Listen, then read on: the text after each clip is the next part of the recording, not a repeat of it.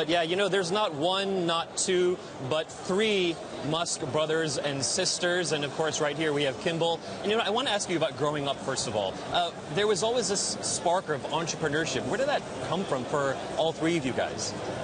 You know, I think all of our family members are entrepreneurs in some form, but I guess I'd probably give credit to our grandfather, who was one of the explorers who explored the random parts of Africa for about 20 to 30 years before he died in the plane that he used for exploring. So he really went all the way and inspired my mother's generation and my father's generation and now us. And I think we're just.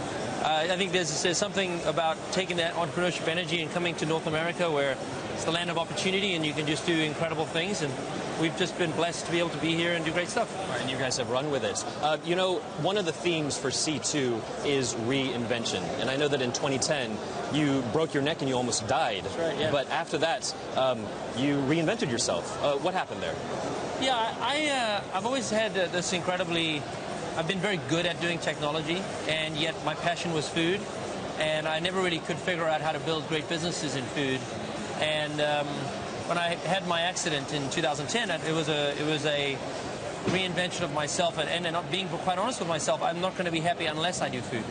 And so I just decided then and there I'm just going to figure it out. And since then, I mean, we serve over 1 million people a year in our restaurants. We work with over 225 schools across the country. And we have hundreds of schools lined up that we're going to be building these outdoor classrooms that teach kids science while they learn how to grow food. It couldn't be a better marriage of my passions. Right, you know, off of this passion, we know, you know, that so many Americans, I'll say it, are fat. What needs to be done to really nip this in the bud? Sure. I mean, there's a lot of issues with our food system, and that's happened over the past 30 to 40 years. There's been this intense focus on reducing the price of carbohydrates and getting this very calorie-rich, nutrient-poor foods into our system. But I will say, though, right now, 2015, there's a revolution going on in terms of what is needed and what change is happening. It's the most exciting time to be in food in 100 years. McDonald's just announced no human antibiotics in chickens, which the fact that that was in there before was insane. Yesterday, Taco Bell and Pizza Hut announced no more artificial ingredients. Right. We're going to get back to a place where we know what we're eating. It doesn't always have to be healthy, but to not know what we're eating has been a travesty, and I'm really, really excited about the future. Right. You know, it's good news that Taco Bell is taking preservatives and additives out. When it comes to price between Taco Bell and Chipotle, a lot of people say, oh, you know, it's either one or the other. What do you say to Taco Bell sort of upping the ante and maybe giving you guys a little more competition? Well, I think that all of it is good. We love competition.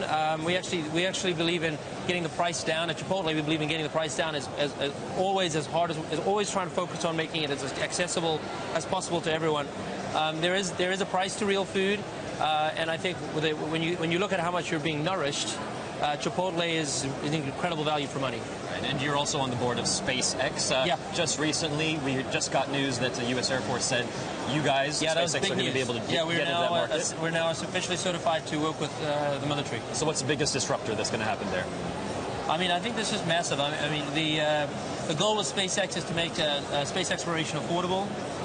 And we'll be able to take our military dollars that we put into our military and stretch them 2 to 3 times more than we've been able to stretch them today. How much cheaper are we talking about here for spaceflight?